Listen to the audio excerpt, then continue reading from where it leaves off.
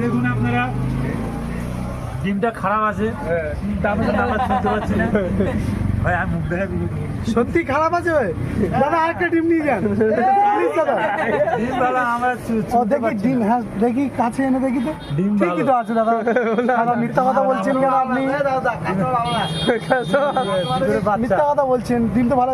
সুজন ভাই আপনার কি প্রবলেম হয়েছে? আমারটা ভালো না।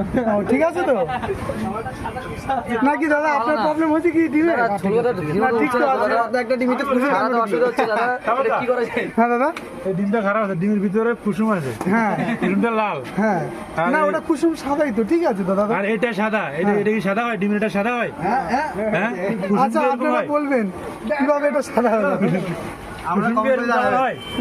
হ্যাঁ, না, তাহলে কি আমরা কি ডিম খাই না নাকি? কোনো সমস্যা হচ্ছে তাহলে? একটা বাঘ এসছে আমাদের, আমাদের তাই